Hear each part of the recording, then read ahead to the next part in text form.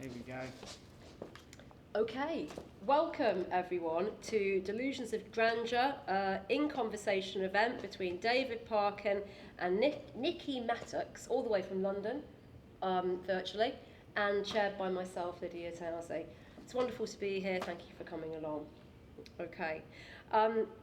I will share everyone's bios before we kick off, and so you know who you are in conversation with and who we're talking with. So first of all, this is David Parkin. He is an author, theatre maker, musician and installation artist. His work is fiercely autobiographical or silly and speculative, but always thoughtful, moving and funny. From his childhood book and musical The Nose That Nobody Picked, to his clinical depression concept album show, Good Friday, which will be playing here at Leicester Gallery this Friday at 7 p.m. So that's something to look forward to. Can I interrupt you? Yes, have I got something wrong? No, that's right. But sorry, people who came to my workshops, yes, get in free. Well, yes, you're in. I think we have some people who, when I've discussed, I've given them, the kind of indication of the freebie, so that's good news. So free to those in the know. If you know, you know. Very good, yeah. So that's happening here this Friday at 7 p.m. and I haven't seen it yet. I've seen lots of clips from it, and I've always loved those, and I've seen lots of other things you've done with music and without, and you are just a genius, but I haven't seen that, and so I'm particularly looking forward to it. So I can't wait. I really can't wait. Now, in 2015, Dave, you had a bipolar manic episode and you were sectioned for 4 months. This installation that we are also in the presence of, David Parkin's Delusions of Grandeur, is an installation examining your experience in the context of that via a cacophony of mediums. And it is in residence here at DMU's Leicester Gallery until November the 10th this year. Moving on to you, Nikki. Hello. Nikki Mattocks is a queer, disabled, 26-year-old freelance lived experience consultant and public speaker who, like Dave, has been sectioned. She works with organisations and charities to ensure lived experience is at the heart of policy, services and events. They live with multiple mental health conditions, and your narrative used to be defined more by the medical model, but you now prefer to see your issues in line with the psychosocial model and trauma-informed models of mental health, which is great, I think. Together this evening, we'll be talking about the reality of sectioning and our hopes for ongoing improvements to the service user experience. And as for me, I am Lydia Towsey. I'm a writer, performer and author of 2 full-length poetry collections with Burning Eye Books, The Venus Papers and The English Disease. In addition to my work as an artist, I'm the co-director of a nationally unique NHS Arts in Mental Health service for Leicestershire Partnership NHS Trust. It's also long. I don't even know my own stuff. I'm to read like, oh my God, this is who's she? I'm also the director of Word, an NHS co-produced poetry organisation that delivers one of the longest-running poetry and spoken word nights in the UK, and the co-director of Bright Sparks, an arts in mental health focused charity. I've got an MA in creative writing for what it's worth, and I'm also an expert by experience, drawing on my own experience of mental health issues, including the experience of having been sectioned as a young person. And I draw on that experience as both an artist and a mental health professional, and I think a person, as we all do. So, David, let's kick off. Delusions of Grandeur. What's it all about? Can you give us an overview? Okay. Well, it's about getting sectioned for 4 months. It's about getting sectioned. If I talk about how I made it, or how it kind of came around, so Gerdapsian, who was organising De-Stress Fest, which was a festival about mental health in the Attenborough Arts Centre, he said, you got this space, would you do what you want with it for a week? And I ended up applying for Arts Council money. But it all started with my seclusion room, which is my alternative seclusion. So basically, that is, I got put in, as there's boards up around, and they talk about moments on the ward, and I got put in seclusion. I thought it was horrific, and I drew up alternative plans. I went to my mad little notebook and went, right. And And then I thought, and then when I got released, I was a bit like, maybe I could make that. And then he said, and then I thought, I'll make that. And then it kind of grew from there. So the text boards came around, they're page-long text moments about the moments on the ward. That came around because I thought, well, I was applying for Arts Council money really to the wire. I was like, what if I don't get it? I'll still have this big space for a week. So I thought, I'll just write page-long things, and I can be sitting in a chair, and when you come in, I'll just read to you. So that's how the boards.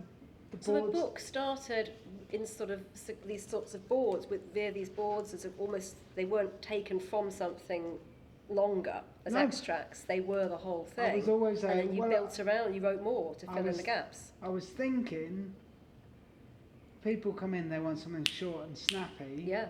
So I made them a page long, or cheated a few times. So that's how that kind of idea grew. And then in there, I've got songs I wrote and recorded on the ward, which are awful. But no, so pure and authentic. Yeah. Well, that's another. I suppose I'm talking about how it was made. So actually, so you can listen to these songs I've recorded. I recorded them after I started taking the medication they gave me, and so I'm like that, and I'm playing it. I'm not really a guitarist, and I'm playing this guitar badly, and there's people screaming in the background, and and the reason they're like that is because of Dave Donner. Yeah. So he's a great musician who's going to be supporting you on Friday. He's an incredible cellist and multi-instrumentalist, really, isn't he?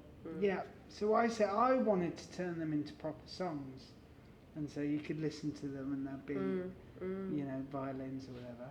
But he said no, because they're quite a painful listen. And he said no, leave them like that.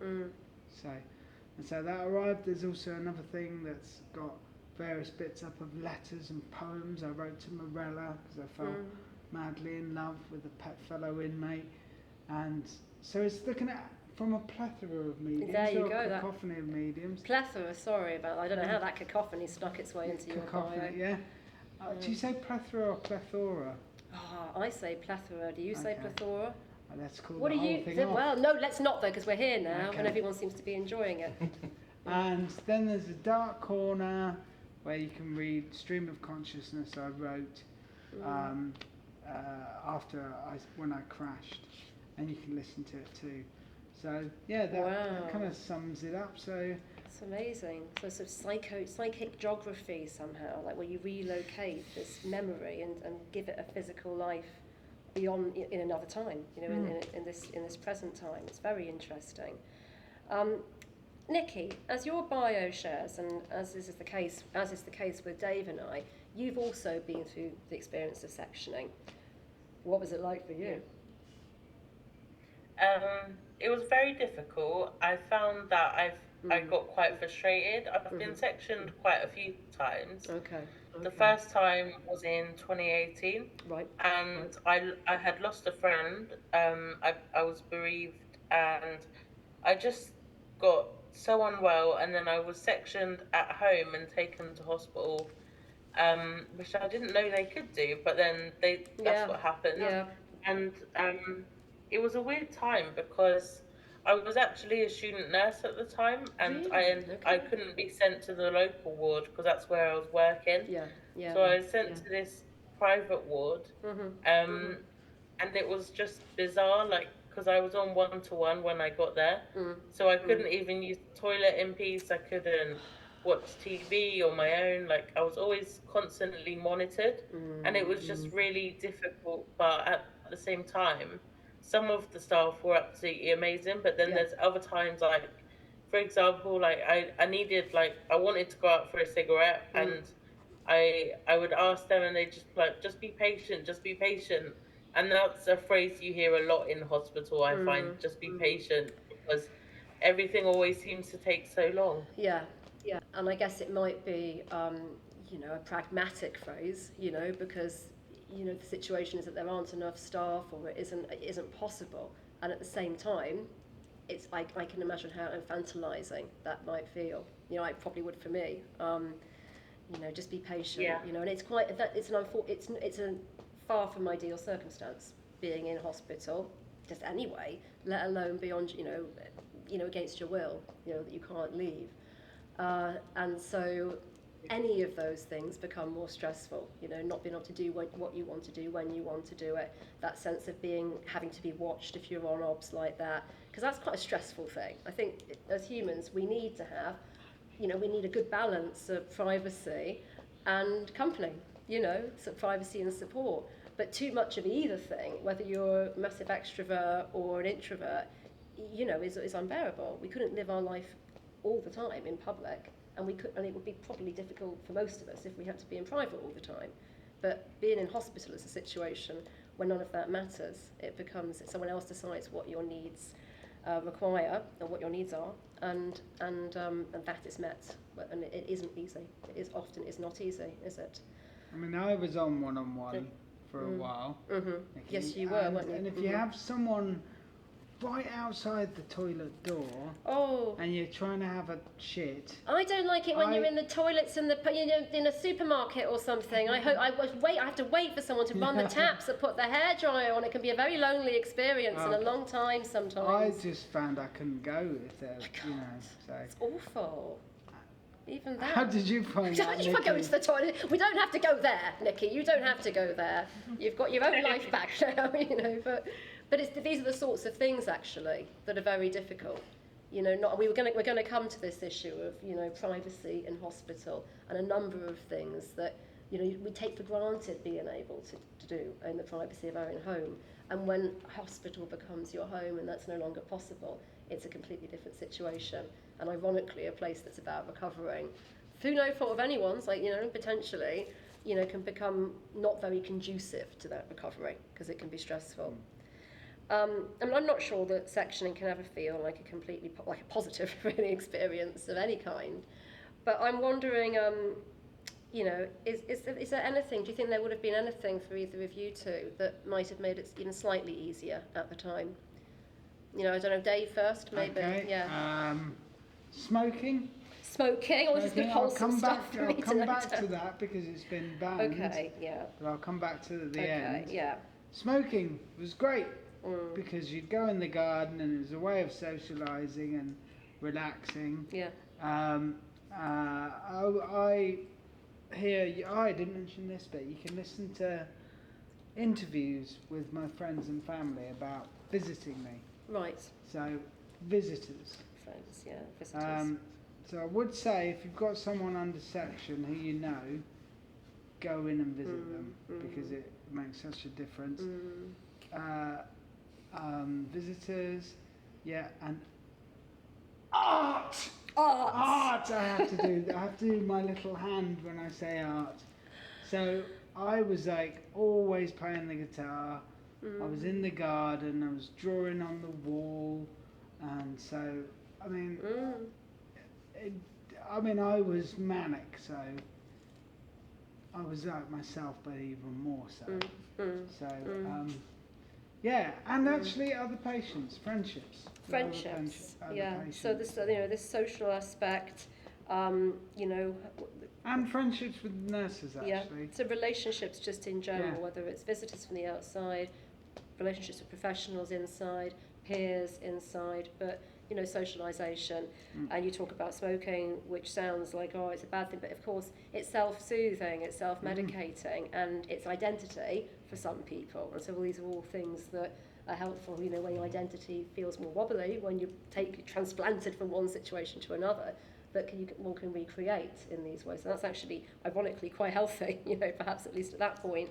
And art, which, I mean, as the arts and mental health coordinator for an NHS trust, it may come as, and a writer, it may come as no surprise to see I approve of that. But I have to say, I went to a few art workshops. Oh, I've read about these in the book, yes. And I thought they were awful.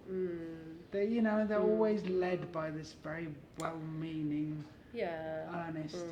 And so I did art myself without going through that. No, it's very, it's a whole other subject and can of worms and maybe best to stay away from. But I mean, I think in general, multidisciplinary teams, I mean, not in general, just I think just that's the answer, multidisciplinary teams. So you've got teams that are made up of wards that are made up of OTs and psychiatric nurses and psychiatrists and support workers and therapeutic liaison workers and peer support workers. I think very, very important. People who've actually had the experience and are there to feed into it.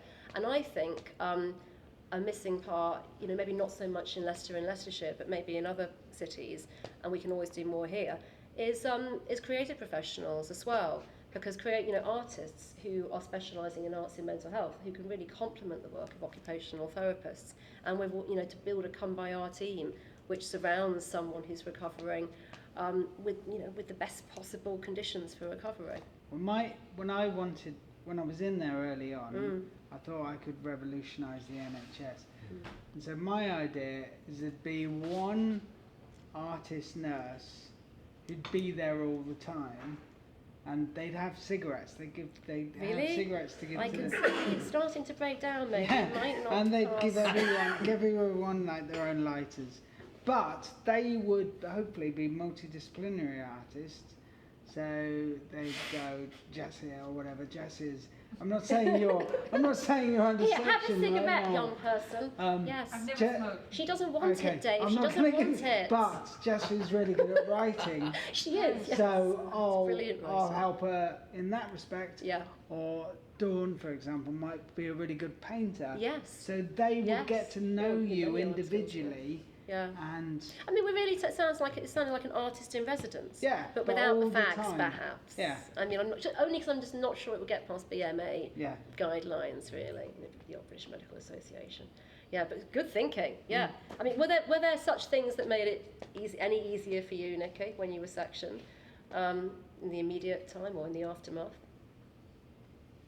Yeah, definitely. Like Dave said, having visitors and having, and it's like you said, peer support workers, they're so amazing. I loved, one time when I was sectioned, there were peer support workers, and I remember on my first day, I was so like uncomfortable. I'd never been in this ward before.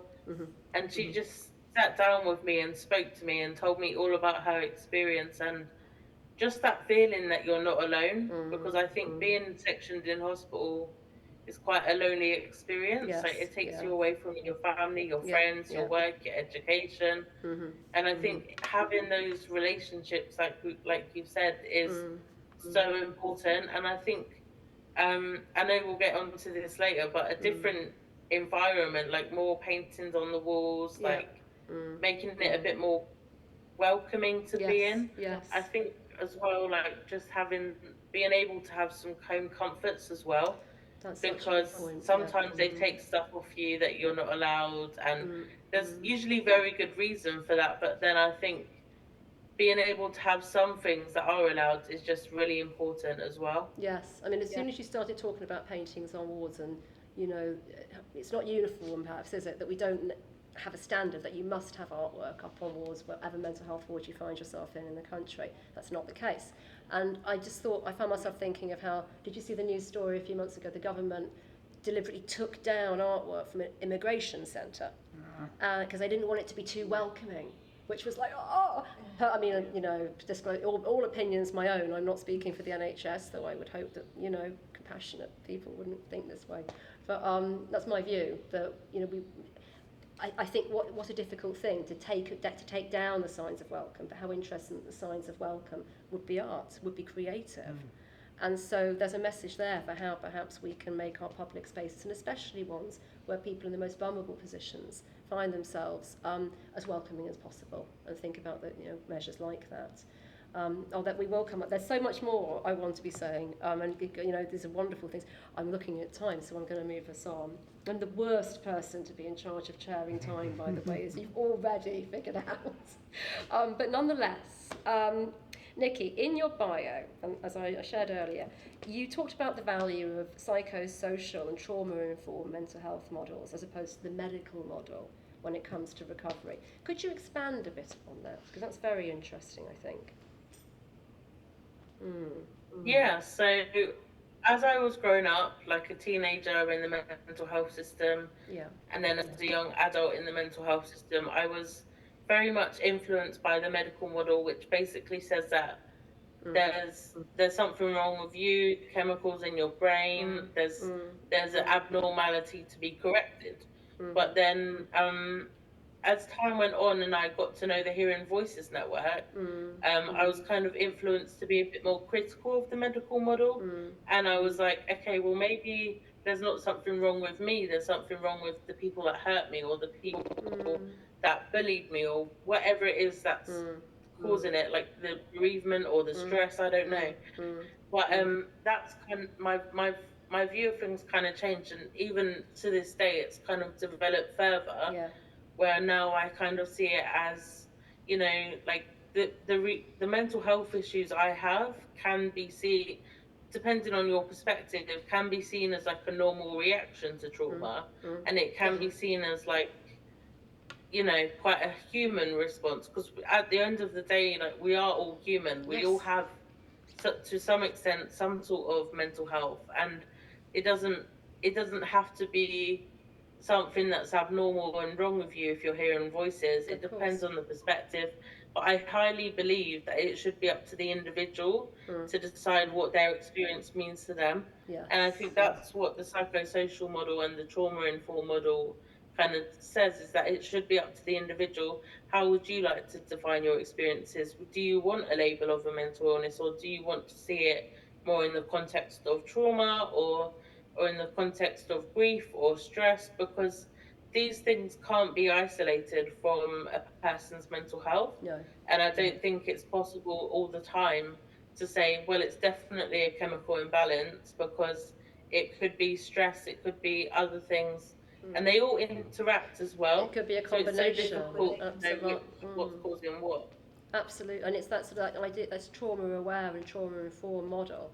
I think something powerful that and you speak very powerfully about it. Another powerful line I came across recently was, it's the difference between asking someone, you know, what's wrong with you, and asking instead, what happened to you.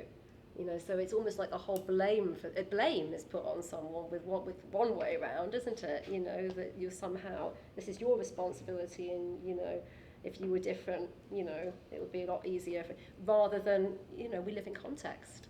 And absolutely, there might be chemical imbalances too, there might be predispositions, but maybe if things hadn't triggered those predispositions, maybe if things had been a bit more ideal. That's right, the trigger in the predisposition is something I think. Yeah. The weird thing is, though, right, with me, when we're talking about trauma, so I had my first breakdown at 19, and I had a lovely childhood. You know, there was nothing. What happened was, the trauma could have been I broke up with someone when I was. But that's trauma. It's I went trauma, right. Okay, it's worse than that. Sorry, I'm playing this up. No, this is a bit disrespected to trauma, but right.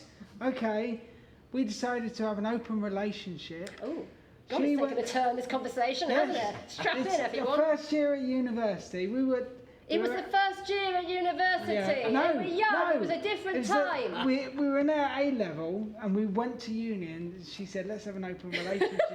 But then she was coming to Leicester, actually, strangely enough.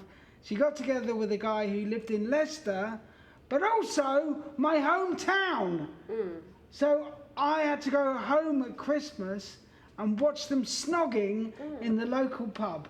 And that's my trauma, and I'm sticking by it. But the thing is, I mean, your brilliant skill, one of your skills is that you use humour. And he was tall! Difficult things. Lifeguard. Engageable with, yes. Outrageous. That sounds objectively difficult to me, and I would still be in the recovery position personally, anyway, for many reasons. My serious point is, I guess I didn't really have any big traumas until that happened, but then I kind of compounded that by drinking a lot and doing a lot of drugs, and then I think my little brain, with its predisposition, nonetheless, something external triggered that predisposition, and it could be something like, you know, self-medicating, self-soothing to deal with something that was nonetheless difficult, whether you want to call that trauma or not. We often think of trauma as, it has to be in childhood, and it might be, but it might not be.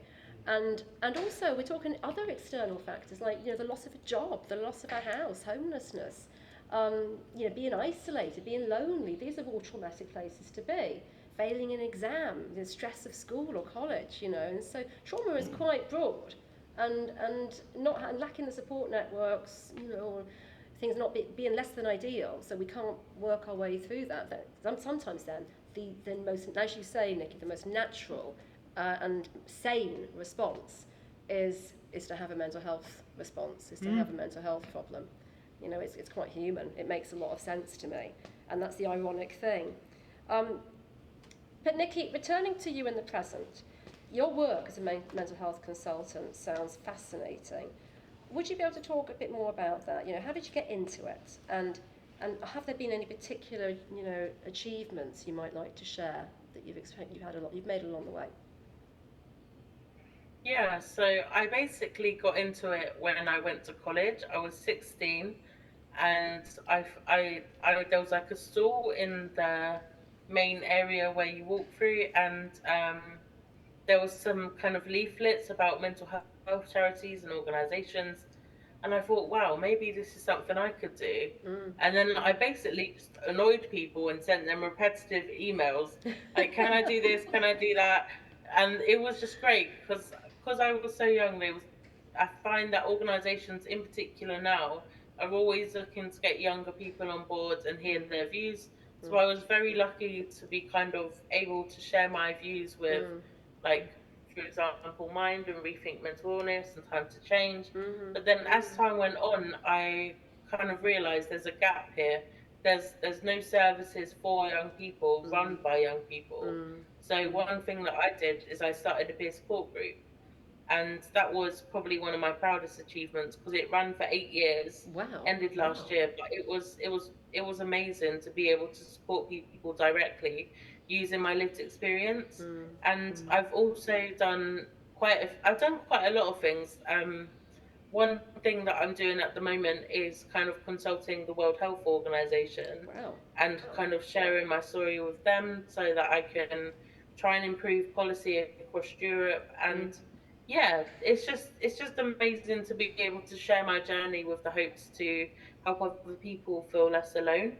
That's ultimately my aim with all this, is to help other people feel less alone and feel less shame just for being human, you know, because Yeah. I think when I've been in mental health crisis, I felt so alone, and I felt like nobody could possibly understand what I'm going through. But just knowing, okay, I'm not the only one in the world, can actually be quite helpful, I think. And yeah, I've also written a book now, and I've done lots of cool things that I'm very blessed to be able to do. And I recognise that I have also quite a lot of privilege to be able to speak and that people listen. But yeah, it's definitely been a really amazing journey. Wow. I mean, you sound very self-aware with all of that stuff, you know, and sensitive to your context.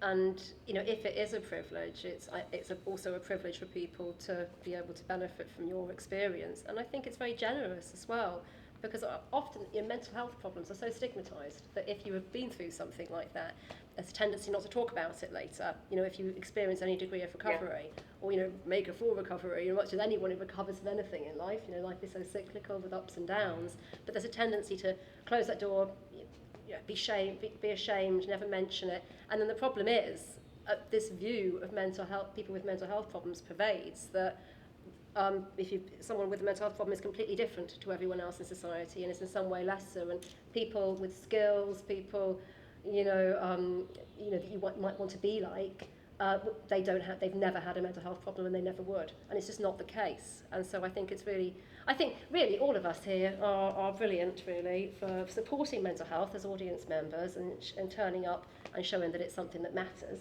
therefore, and society should care about and talk about. And, you know, in terms of our experience, you know, saying, no, that was me, and it might be in the future, and that's okay.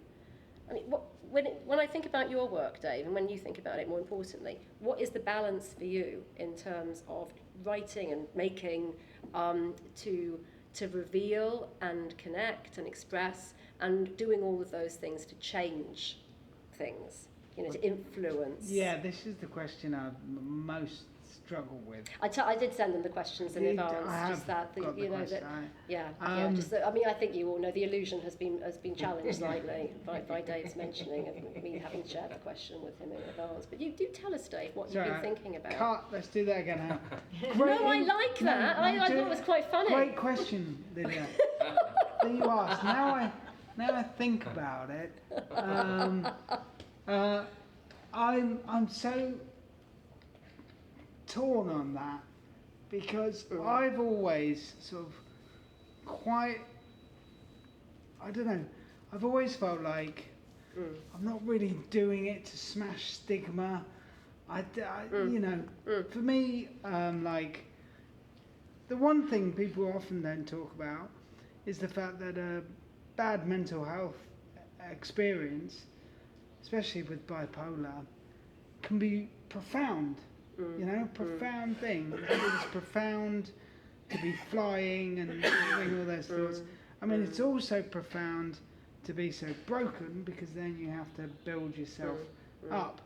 So, on the one hand, I feel like, I'm not doing this to shed any stigmas. I'm just doing this because it's something weird that happened to me. Yeah, I'm not saying you should be. You should only make work to change the world. But. And so, because it's something weird, especially with me, it feels like it's definitely something other. I can't put this in, but it feels like something is happening to me because my depressions or highs can be quite extreme. I've only had one high. What was I saying? Yeah, but on the other side of that, when I was in hospital, I was convinced I could change the NHS, and I thought it should be changed, and I still think that. And actually, like looking at the work, there are things I mention like seclusion, like.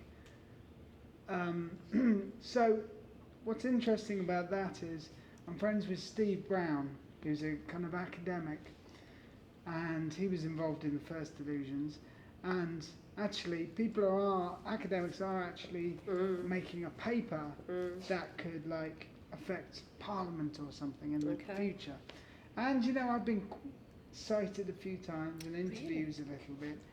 So seclusion is part of a zeitgeist force for change a little bit, and things I feel I'll mention them later. No, let's talk a bit more about seclusion. That leads us really nicely into where it'd be good to go next. Because I think a central piece of your installation is the seclusion room that you have built. And in Delusions of Grandeur, you talk a lot about what a difficult experience it was. One of your happier voluntary encounters with seclusion, you describe it as horrific and a swear disgrace. That's fucking disgrace. Yes. Just to be clear. Yes, I just was paraphrasing there the actual language. There are many other things in this beautiful book, and many other ways that you describe seclusion that I just decided, no, I don't think I can say that. But all, very really just that speak to the great difficulty of being in that place. And it's a brilliant book. I have to say that again. I really think everyone should read it. It's very difficult. And in response, at the time, you drew up an alternative blueprint plan for a seclusion room that was very different from this white-walled, sparse area you're going to perhaps talk about in a moment. And then you built it. You made it a reality, at least in this gallery and on tour. Atkinson, the great local artist, did the crowds. Well, tell us a bit more about it all. I mean, could you talk about your experience, a bit more, of seclusion in a bit more detail, and describe this alternative vision? First time I got put in there was because someone on my bay was snoring horrifically. But Dave, I think it does say, just full, a snore of prehistoric proportions. That apparently Dave has a bit of a problem as well. You mention it in the book, so I just think for information. Isn't that interesting? We judge all. But this guy was unbelievable. It really was something else. Was it really bad? Yes, it was really bad. And I got put in there, and I was quite together, and I just thought, oh my God, this is for me, the idea is no stimuli. So white walls, they take everything, when you get put in for serious, they take everything off you. And I just thought, well, if I'm having a moment and, you know, my brain's going over and over, the last thing I need is nothing. You know, I need like a book or a game to play or something, which now, when I got put in seriously, because they tried to take my guitar off me, and I wouldn't let them, might have been one of them. Yes, is that when you may quotes in the book, have bitten somebody. Okay. So, and actually what I did when I does happen in life. What I did and what I got put in there, and I suppose actually I maybe did what they wanted me to do, I just yelled my head off for like half an hour. But then, like I said to the guy, can I come out now? And he said, no, you got another half hour. So they take everything off you, your belt, your phone, whatever. So, but I found a pen lid in my pocket, and they also give you like a weird little thing to poo in or wee in. This cardboard thing, and it's got indentations like that. So I devised potty pen lid netball. Right. And I played this game until they let me out. So I actually created your own stimuli. I created my own Pong.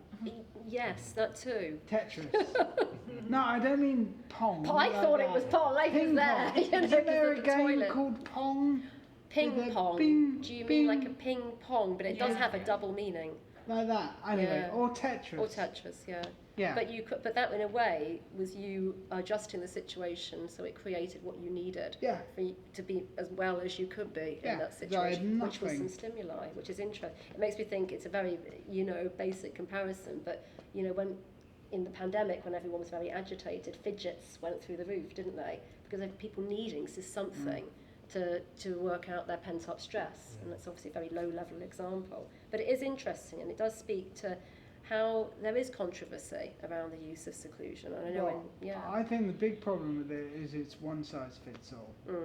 And that's the big... I can see moments, I can imagine there may be moments where if someone's been very violent or being in that situation might help them, but I mean, if you were in that place where, because of your mental health related issue, you lost control and you were very violent and you were hitting out at everything. If there was, say, a beautiful flat screen TV in there, that would go. If there were that could be things that you could hurt yourself, but that's the idea, isn't it? So it's a low stimuli environment. But I went to, I was speaking at the Design and Mental Health Conference, and there was a Swedish firm, and they had it was all bash proof. This is what I'm thinking. I didn't know about the bash proof. Telephone, big telephone screen. Obviously, it wasn't like a telephone, but a big iPad, whatever.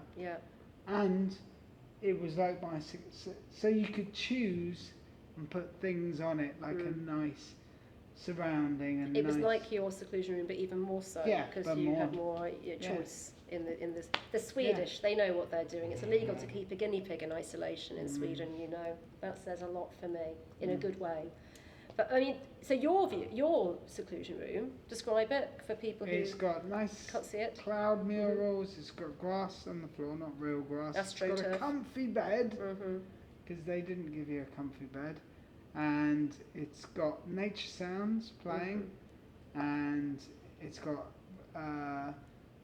Religious books and self-help books and kids books, and it's also got Play-Doh because I figured you couldn't top yourself with Play-Doh, which I've written to Play-Doh and offered as a great advertising slogan. No interest yet? But they haven't, no. Yet, no. Growth mindset, everyone, growth. I mean, my daughter does eat Play-Doh, I shouldn't say, it must be. This is, right. Everyone, because when I say you can't talk yourself and everyone's like, oh, have you thought of, it's like, no, this isn't helpful. This conversation is, I feel responsible. They all go, oh, well, you can eat it. And I'm like, fuck. It's not toxic. For 2-year-olds. It's not toxic. For 2-year-olds. No, but you shouldn't eat too much if you want. No, you shouldn't eat it at all. Yeah. Even without the lanyard, the NHS lanyard. I mean, how does this sound to you, Nikki? Do you think this would be a good new approach to seclusion? This, the kind of room that Dave has built and has Nikki's described. seen it. You've seen it, then of course you've seen it. So, would it work for you? Do you think it's a good idea? Yeah. 100%. I think it's amazing the fact that there's nature sounds, and because even if you don't have mental health issues, people often listen to nature sounds as they go to sleep, and it's really relaxing. Yes. The religious books is really important because, like, often when people are in crisis, they tend, like, I know for me, like as a Christian, I tend to want to pray more. So having those words there can be really comforting. I think all of it together, David's alternative seclusion room is just so comforting. It's like being, it's not like being on holiday, but it's like just so peaceful, and it's just so. I think it should be adopted by everyone. I think there should definitely be more research around it, for sure. I mean, and just the idea of, I can't help thinking that seclusion exists in the way that it does, just because that's how it's been, and that's, therefore, it's practice-based research because it's what we've always done. One of our mutual friends, who's a psychiatric nurse, I know, I didn't know whether to bring... by it. Yeah, no, their counter view to share maybe on his behalf then. Well, we did, I had a chat with him at Bethlehem. I mean, but the nice thing about Bethlehem was, because it was a working mental health unit, is it was inside a mental health unit, is that patients came, inmates or whatever, came and hung out in my seclusion. Yes. Because it was a nice place to be. Yeah. So that was pretty cool. And I don't think, I mean, I know the arguments people might make is, you don't want to make it too nice because then maybe people will do bad things just to get in there. But I just think, it doesn't ring, I mean, this isn't going to sound like it's based on much, but it just doesn't feel very likely to me. I think, because not if you could go in there anyway. If it was maybe open, like, you could choose to go in voluntarily, couldn't you? As you said, with the snoring incident, and then just didn't enjoy it, and so left quite sharpish. So, yeah, I mean, it's a fascinating area, and I think for sure, many people with that lived experience would say it's not a memory, it's not an experience they positively recall. I was put in seclusion. We haven't got time to go into the full detail of it, but I was carried in there kicking and screaming, and I still remember it as a really horrific thing. So, yeah, I think if it has to happen, surely just some way to make it as bearable as possible, and it should never be punitive. So this business of someone sitting outside the room, you've pissed off a bit before, saying, when you say, can I come out? Yeah, and they're giving you a wink and saying, I don't think so, basically. I asked him, can I have a book? And he was a good nurse, but I pissed him off. And so he used it as a, and then at punitively, one point, punishment. When I was shouting, which annoyed him, he went, wanker. Yeah. Which, as a human, I think he was entitled to, but not in that role of unconditional positive regard that all NHS workers should conform to. I mean, okay, let's see where we are with time. Okay, we've got a little bit more. Maybe we could talk a bit about the experience of being in hospital in the context of gender. Because, to paraphrase Madonna and her year 2000 hit single, What It Feels Like to Be a Girl, I'm interested in the fact that in Delusions of Grandeur you talk a lot about what it felt like to be a man in the context of mental health detention. And then, of course, there's the female experience, and there is the non-binary and queer experience, all of which matter. What was it like to be a man in that place, Dave?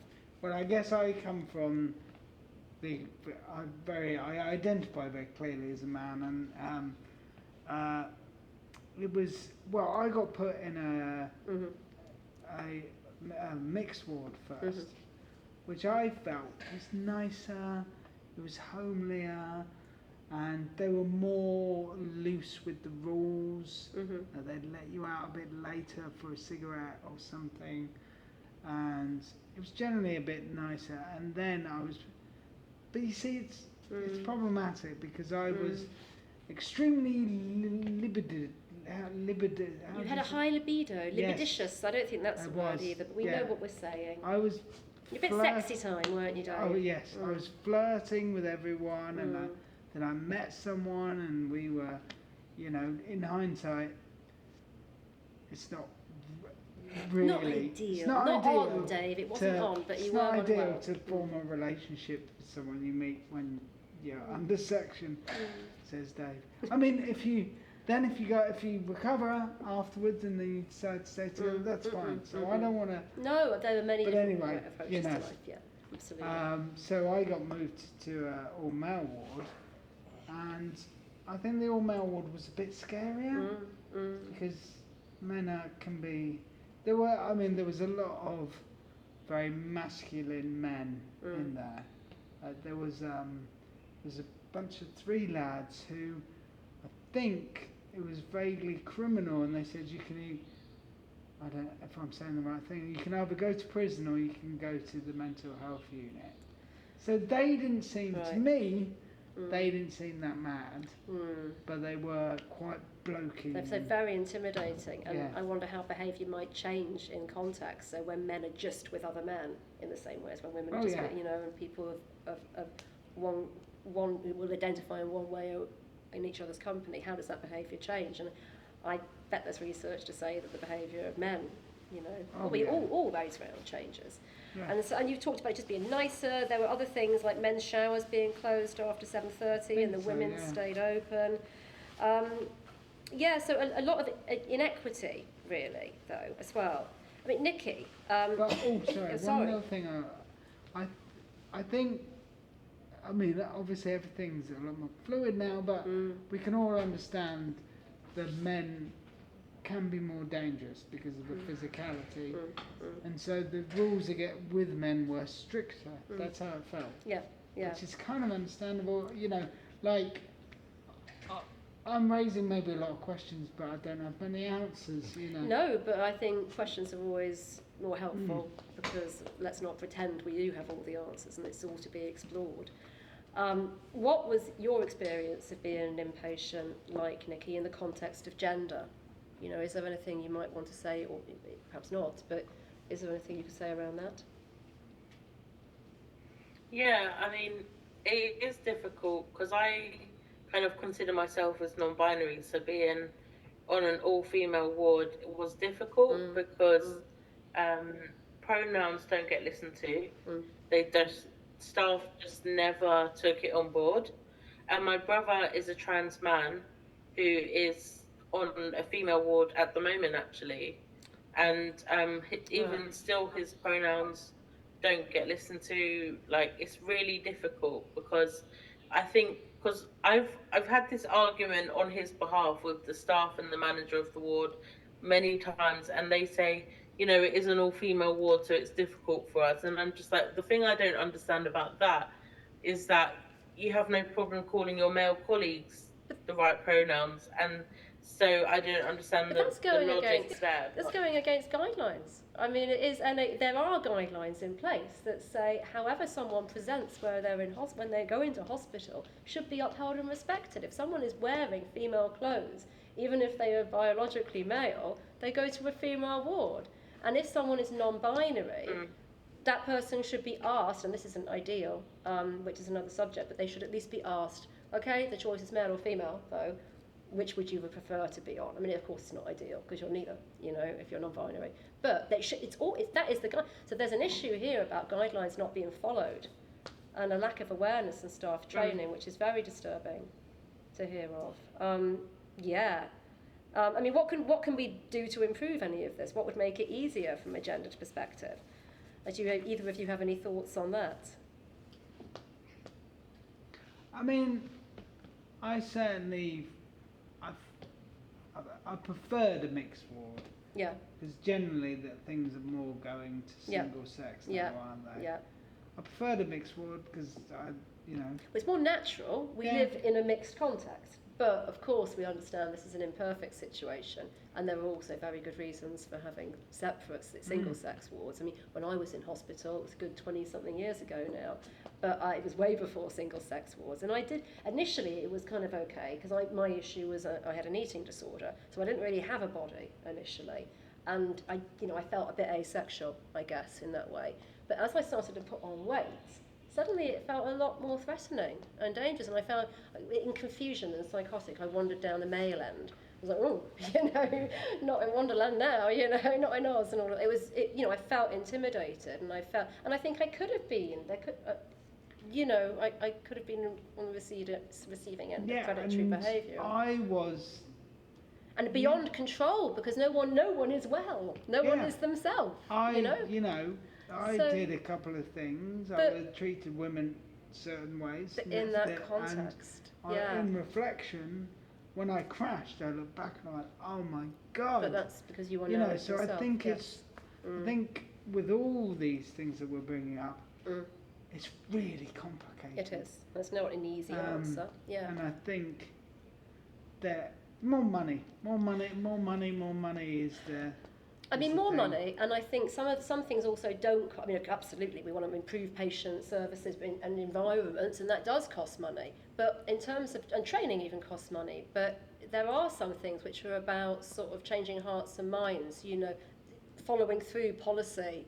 Which is about the delivery of things, which doesn't necessarily have to cost any more money, like equality. Okay, if we need to have separate wards for male and female, which I think there are these very good reasons why. There is no reason why the men's ones are a bit more shabby and utilitarian and just not as nice. And we see this. I mean, the people who would identify as female who are here now, and you've gone into female toilets just out and about in civilian land.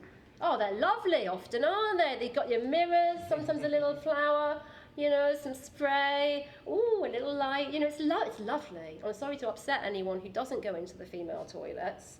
Don't want to cause any incidents either that you're going to start doing so now, but it's much nicer, yeah. And actually, even one step further, an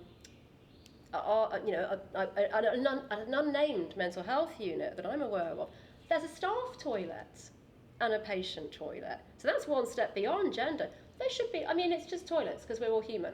Shouldn't it be? And if it's a bad situation, if staff don't want to be going to the toilet in an unsanitary place, and we think that someone who's unwell is going to make unsanitary conditions, well, this other person who's using services, they don't want to go to that toilet either. So we need to up the checking, like in restaurants, don't we? It needs to be every 20 minutes, or call someone when it gets blocked. So it's about equality, and that's what we can do, and make things as nice both ways around. I feel quite strongly about that, and getting people's pronouns right. I don't think it's compulsory mandatory training, gender awareness and non-binary stuff. If you want to get someone's pronouns right, do it. It's fundamental. Do it when they're in a psychiatric ward. I think when identity... Don't get them wrong. Don't get it wrong there. No. Jesus. I know, and of course we all are going to sometimes. If some of these are learnt behaviour, if you've grown up and it's been male and female and no other gender pronouns, it might feel unfamiliar. But this is a really critical time because mental health recovery is all about identity. And it's already difficult, if you're, say, non-binary, to have to already have your personal identity choice and, an identity maybe violated. I don't know if violated is too strong a word, but not validated, certainly, because you're having to choose already, straight away. What if that has to be the situation for practical reasons, because you can't have non-binary wards, maybe it would be like solitary confinement, or maybe it would be difficult in other ways, and maybe there isn't enough space. But there are things we can do. We should be doing better. And that's fundamental, getting people's pronouns right. Sorry, I had a little rant there, but I felt we were all with me. Yeah? Yes. Okay, we're running out of time. So maybe just a question for each of us to finish, and then opening it up to the audience, and maybe you have thoughts on this question too, or you might have other questions. But I guess if we could change just one thing about mental health services, in general, and maybe all boundary around inpatient services, if you like, what would it be? What would your one thing be? Well, 3. Okay, fair enough, because you're the artist. I'll zip through them. So exercise. So if you're ward bound, if you're stuck with ward bound means you're not allowed outside the ward. If you're ward bound, you've got no way of getting any exercise. Yeah. I was jogging up and down this 5-metre stretch of grass. So gyms, I would say, a good, unhurtful gym in every ward. So exercise, and the other 2 are smoking and wanking. contrast, dark and shade, dark and light. You know, it's got to exercise and smoking and the unmentionable. Smoking and wanking. Smoking. When I left, they started the smoking ban, which I just think is obscene. So every ward has like a little garden inside, and when I was there, you could smoke on there. You could smoke in the outside garden. space, yeah. So I just makes no sense, you know. So now you've got someone coming in, and they're having the worst moment of their life, you know. And that's their and coping here's mechanism. your bed. Yeah. Here's your foreign bed. How do they do it? Oh, by the way, you can't smoke in here. Bye, and run off, you know, because it's just. And what was happening was, when I went to visit friends who'd gone back in, the nurses were breaking the rules so they could smoke in the garden. So you're full. Oh. It's such a ridiculous situation that you're forcing the nurses to break the rules because it doesn't work. Goodness me. So the smoking ban applied to NHS, to apply to mental health, is insane. Because we know smoking and mental health is very... Because it's a coping mechanism. It might not be a very healthy way of self-soothing, but it is a way for people who do it. I mean, when I was in hospital, it was way before that. Look at he's getting his vape out defiantly. You know, I've been talking nearly an hour vape, now. It's enough is enough, Jesus. Dave. It's a sign of if the curtain comes down, the smoke rings come up. Sorry, and my last one is wanking. And yes, and there's so much. When I'm looking at a board, I'm just directly opposite me, a text board, and it says wanking at the top of Nikki, it. you can always have a vape if you want. Sorry, Look what's at your this name again? Alex in the audience has had a vape. I've had a vape. I was holding it all this time. But Now he feels empowered. Empowered to vape. So, truly, we are anyway, using the principles of chime. Anyway, wanking. Yes. I feel very passionate about it because. There isn't enough time, but there is. It should Okay, if you're mention one-on-one, especially, then there's no opportunity. No, it's true. And if you're getting checked on every 15 minutes, that's a problem. They take your phone. I had no phone or laptop, so I had nothing to. The stimulation. And you end up fantasizing about the nurses, and that's an not entirely that's not avoidable healthy. situation. Not okay. And once again, I have no answers. No. I have but no answers. my mind turns to a very short poem by the poet Vanessa Kazoo, and I'll be paraphrasing it because even though it's short, I didn't think I was going to say it. But it's something like, if you feel bad, eat a biscuit, have a wank, see if you feel better. And I'm not saying it's the answer to everything. Not war, no for need example, for the biscuit, and not serious depression, but it can help. I mean, no need for the biscuit, Dave says, but we all have our personal choices, yeah. But I mean, I think it is stress, jokes aside, it is stress relief, it's a human life, it's a human right, yeah, and therapeutic, as you say there. And these are the things we all do as humans, and we may have our public self and our private self, and our public self pretends it's like a nun, and doesn't do anything bad, and never swears either or anything, but of course we're all human, and all of we need to be able to have those private spaces when our freedoms are taken. What vaguely, sorry, I know we've gone over time. No, it's okay. What vaguely kind of annoyed me is they asked me to speak at the Designer Mental Health Conference, and I said these three things, and I think, and maybe people were kind of with me on the exercise and They were with you. But also they just weren't with me on the smoking. Oh. Because it's an NHS ban, it's permanent. Yeah. I think And they weren't really, and no one really took it in. No, I think if anyone, because I think you what you do is you do so well, as I said before, is you use humour to approach very difficult topics. But just because you make it funny and approachable doesn't make it any the less true or serious, actually. This is about human dignity and rights and freedoms. And those are curtailed enough when you are, detained on whatever basis, but in this context, mental health. We need to preserve those rights as much as possible, because without them, recovery becomes less possible. So come on, NHS, give the madmen some porn and give them some privacy. I feel like I'm being stepped a little bit. I mean, I'm not sure I'd go as far as porn, but again, it's a debate. It's a whole nother hour, really, isn't it? It's a little poem. It's the end of a poem. So come on, NHS, give the madmen some porn and some privacy with their cock, because wanking is a human right, and just make sure the nurses knock. Oh, and it rhymes. I just a little clap before we turn to Nikki and ask her what helps. And I would also just add the caveat of relaxing in the ladylike fashion as well, because you say he talks about relaxing in a gentlemanly fashion as a euphemism for wanking, and women wank too. That's all I'd like to add. I have to say though, I was. It's not very popular now. The Viz. What's it called? Profanosaurus, which some of the Profanosaurus made it into. It's basically like a dictionary of swear words. Right. And that's where I picked up relaxing in a gentlemanly fashion. Oh, it's a lovely way of putting it, Dave. Thank you for that. But Nikki, sorry. What would help? What would you change?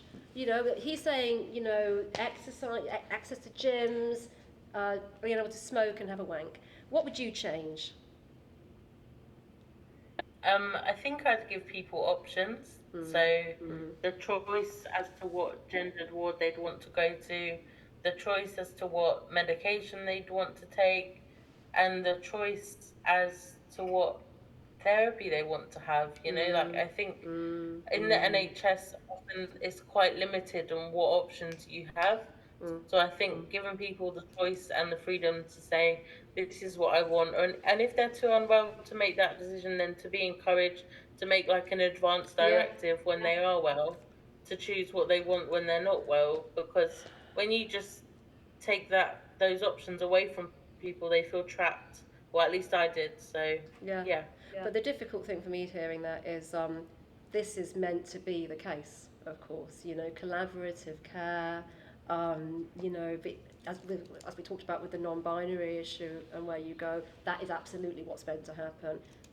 What medication you're on, you know, it should be in collaboration. It should be through discussion, and having a care plan if you know you've lost capacity in it. All of that should be the case, and yet it isn't. And so, you know, one thing that makes me think what I would want to change would be for care to be. I mean, how would we put that? You know. For care to be as it's meant to be, for it to be, you know, for the quality of care to be raised, for consistency to be the case, and for people to just know what's meant to be happening more. And I would say beyond that, for me, you know, more creative interventions. These are the things which help me. Shorter waiting times. I'm cheating as well, but shorter waiting times, and more service user staff. You know. More expert by experience staff, people who have been through it and have that empathy there. I mean, I think like my old hometown, East Grinstead, in the past they had a sort of mental health unit that was integrated with the town. Right. You know, and people, if they were well enough, worked in a shop. And so, I don't know, I think. Because, you know, pathways to recovery, you know, clearer, better, absolutely pathways to recovery. So don't just leave the ward and get dropped in isolation and not knowing what you're going to do next. And that would be an example of that. To finish, do you have any thoughts, audience, lovely audience? What would you change, any of you? And no pressure, because we have the questions in advance, as Dave mentioned earlier. I'll go. Yeah. Okay, I think right now, Dave, you hit the nail on the head with regards to, first and foremost, it's a monetary thing and funding, right? And all these years of austerity, what's happened, it's cuts, right? So it has to be from the top down, it has to be more funding. And then you're looking at the efficiency of how that money is spent, because there's so much waste, right? Yeah. And then you can start implementing these ideas, right? That you can get almost a think tank collaboration that they do with certain charities to what is the best way to spend X amount of money, right? So you do that, and then regards to ideas, what it changes, person-centered, has to be holistic. multidisciplinary team, Yeah. everyone collaborating together, support networks, the friends, families, no labelling, you know, Yeah. like trauma-informed, like as it's meant to be. All of this stuff. And we're all like individual, unique, authentic beings, It's right? obvious stuff, Yes. really, isn't Yeah. it? And when you put it, when put like this, one has to wonder, you know, well, why wouldn't that be the case? But Especially imagine if every patient had somebody, a peer support worker or their own support worker there when they're in the hospital, or in section in this case we're talking about, and they were like, okay, well, what do you need? How it's you all know? it's a person-centered approach. It's collaborative. Yeah, and it's well funded. Needs a lot of money. And also about your room, Dave, which sounds amazing. Why can't you even take that further and start implementing that onto the ward? And you were saying And possibly, then the consistency of it, like, so we don't have pockets of brilliant design. Yeah. You know, Yeah. we know about the state-of-the-art wards that exist, and then the Cinderella ones where it's all falling apart. like some bits again, but when I was section Bradgate unit many years ago, there was like nothing there on the walls, nothing at all. Recently, when my mum was in, I was in Beaumont ward, and there was lots of lovely poems and artwork, and it was just so much nicer, right? Yeah. But like your room there, which I haven't seen yet, but you described, start implementing that onto the ward. You know, you can still do those things. Yes, yeah. Right? No? And because you're so passionate about the wanking, Dave, This is going to be your defining moment. This is what legacy. It's legacy. off the top of my head, if you've got somebody that's not at risk of suicide, then you could have like maybe 10-minute windows where they're able to have their privacy. It's blacked out maybe on a time or whatnot, because you can't have constant Some monitoring. discretion, you know, and humanity, and it won't. Maybe if someone is really unwell and they are really at risk for themselves, then maybe it's not possible. Maybe the obs have to be the. But I think discretion, and you talk a lot about, you know, so the best staff use discretion in your book, and the ones who were not so good were by the book to a point of you know. I have no easy answer on the wanking of it. Okay. But I think having the showers open in the evening, I mean, that's the one answer. If you can go to the, you know, if you're not an obs, the obs is a different matter, but at least. Everyone knocked one off in the showers, because it's the only time you got any privacy. Yeah. You know? Or cleaners. And They will get paid as extra. That's a good point. But it is a human. But creative, collaborative, person-centered, service user informed, a bit more humanity, a bit more consistency. And holistic. We got finally a assessment back from a brain injured specialist and a neuro psychologist, and she's put there, just to summarise the last couple of paragraphs, that basically she's been failed for over 2 decades. There's been a lack of MDT, working together, no care support, you know, and if people just talk with 180 instead of passing the buck, right, everyone works together, then has to be done. Yeah. No, I'm sorry about that experience, and we have to hope for better. Are there other thoughts before we close? Yes, please, just So you talked about trauma contributing to mental illness and diagnosis, but what about the genetic link? 'Cause that's really strong. Yeah, I mean, most it's of the time, if like 2 or more of your family members have schizophrenia, psychosis. Yeah. You know, but trauma is like, for example, it's environmental, but genetic link is really strong. And I think surely and people need to understand like that it's not their fault, because it's in their family, just like, you know, diabetes is genetic also. But that's the point, surely, isn't it? Whether it is for genetic reasons, someone has a predisposition, 1 or 2 parents or somewhere else in the family, and it is genetic, or it's trauma that arises nonetheless then from that experience, or it's a and it will the psychosocial model. You know, it would be most likely to be a combination. But in either case, shaming someone, you know, is a terrible thing. No one should ever feel ashamed of having an illness, you know, of being vulnerable in any way, of being human. We're talking about being ashamed of our humanity. And that's what I think we need to change. I mean, it's weird for me, because like, I do feel mine was really triggered by the drugs. Because and now I'm a sort of a dad, almost. Weird. It's a little, well, sort of. My Is this God? Is this the news? Is this going to be it's breaking now? No. My girlfriend has a 14-year-old daughter. Right. Do you mean in that way? Yes. You know. Okay. No. That's fine though as well. I mean, that's lovely. You know, still a dad. But it's a case of like, if I'm talking to kids, they're like, there's some people who can do. Keith Richards. Yes. Keith Richards is alive. Yeah, will survive us all. Is alive and sane. How? But if you've got like, in this case maybe like a grandmother with schizophrenia and an uncle on the other side. Yeah, absolutely. Maybe just ease off on that. Maybe. Just keep it. Yeah. And it's on that education as well, understanding that if you do have a predisposition, a genetic predisposition, there are certain things that maybe are less a good idea to do. My first show I ever did about going bonkers was called Driving the Skoda in the Fast Lane. And the problem is you don't realise you're driving a Skoda in the fast lane until it's too late. That's it's a beautiful metaphor. I love it. Yeah. I love it. Skodas used to be rubbish. It hasn't aged so well, that title. No, but still, it's very wise. Was there another, Manny, you were going to say something over Yeah, there. I totally get what you said. A lot of lads, when they're up in court, are given a choice. They can either do time or they have to do a drug treatment order and they end up in a rehabilitation ward Right. or go to rehab. Right. And they're just on a swerve from prison. Right. Yeah. So I've seen, like you said, the 3 lads. So they're probably on a swerve from prison.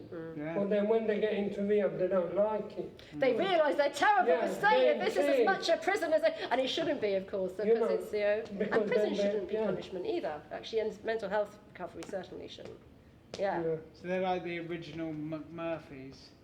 McMurphys from the One Flew Over the Cuckoo's Nest. Oh, I'm sorry. Gosh, of course. Murphy yeah. kind of ends up there because he's on a bit of a swerve from prison. Yeah. Is that Yeah. okay? Yeah. I'm gonna But have then to he rewatch it, really. realises they're not going to let him out until they think Yeah. right. Yeah. Anyway, Yeah. it's a great book. Amazing, and it does open up that whole dialogue around these different forms of incarceration and what they have in common. I'd like to see more reviews from the doctors, because when I was section, I'm going way back, 94, it was a Colton Hayes Victorian hospital, but it just accelerated from 3 days to 2 weeks. You're going to be here for 3 months. And then there was no like regular reviews. And then I got carted off to the secure unit on Jick Towers Hospital. But there was never a point where there was anyone interjected to say, let's review. You know, I'd like to see like every 2 weeks or 3 weeks. I know it's not possible. Well, I don't know. I mean, you talk. Wall, but You know, Dave talks about the regular ward rounds. I mean, that's the policy, really, if you're an inpatient in general. Yeah. You know, to have these regular It was reviews. ward rounds every yeah, 2 and it should weeks. absolutely. It's a good idea, isn't it? because I just felt like that was it. You're in for 3 months. And there was no, you know, apart from the psychiatrist who just, I don't know. I wasn't. I think it's probably got a bit better since then, hasn't it? And that is the hope maybe we have to end on, that we know for certain that mental health services have improved over the decades and centuries. You know, we're not being chained up anymore, you know, and permanently, you know, just throw away the key. And we know therefore it has to get better again. And it's important to acknowledge that there are many, many areas where practice is wonderful. And there are many, as we said, I think, earlier, examples of brilliant staff who go above and beyond, and it is a vocation, Phil. He yawned! It is getting on a bit, but many examples though, of people who do the job as it should be done, and let's celebrate them. You said there as well, just maybe stricter hiring of staff, because you get staff that are doing it just for the money and have no business being there, because when you're there, that staff member can be like life or You know, death it's for you. abuse and someone who is in it for the wrong reasons. They're there because they want. Well, we get it in any of the statutory services. We see abuses of power in the police service, in the prison service, certainly in the health service. When I was put into a care home, it was just awful. And you weren't even allowed to go to the toilet by yourself. 2 showers in 7 weeks. No, and there's nothing caring about that. You know, it's the most ironically named place then, and that's not. That's what we want to move from. And And I go back to that idea of more empathy, more people who've been through the experience, maybe shaping the care of the future. And I can see, I know everyone's looking at that. I thought that was a beautiful. I thought she was trying to end it. Okay, sorry, one last point, and then we will. So we're talking about all the negative experiences. I was saying positive. Basically, so I was there 5 weeks voluntary in 2017, and for example, like in our country, we should be grateful we have actually a system, even if it's bad, because other countries have nothing. And when I was there, someone took me to the space center and taught me how to play chess. Yeah. It's the small things, actually, though. That's lovely, and it's not again. And then I met Tim, and then he helped me do my art. Oh, that's nice. And so there are these wonderful examples, and we want to celebrate them and continue them. Thank you very much for everyone who has been able to come this evening, for joining this conversation and making it what it has been, which has been wonderful. Thank you very much to Nikki Mattocks, all the way from London. Let's give her a round of applause. Wonderful insights. Thank you very much to Dave Parkin, who is the genius creator of all this work. And most of all, thank you to you, the audience, for helping us have this conversation. We'd have looked really silly if you hadn't been here, so thank you for that. Thank you to everyone. Round of applause. Give ourselves a round of applause. Thank you, and Dave, Dave, who's filming it all. And the nice lady. And the nice lady in the shop, she's very nice. Emma is lovely. She heard, she knows. She's smiling. She's smiling. We'll be here again on Friday night. It'll be a wonderful evening, 7 o'clock till 8:30. You're going to be in performance with Dave Dono. Yep. Yeah. So that's 9 songs from Pit to Recovery, with me chatting in the middle and making inappropriate jokes. Oh, lovely. What more could anyone ask for in life? And on that note, it's free. By the way, pass it on. It's free to all the Wednesday Worders and Bright Spark. we don't want to say that too clearly, because this is being filmed, and the people who aren't free. But he can cut that bit though, can't he? He can cut that bit. It's fine. Yeah. Yeah. It won't be out before Friday. It's not even. It'll just be if only they'd known that if they joined one of these poetry groups, they could have come for free. Exactly. But that's something to take home for the future. Take homes for all. On that note, thank you and good evening. Cheers. Cheers, everyone.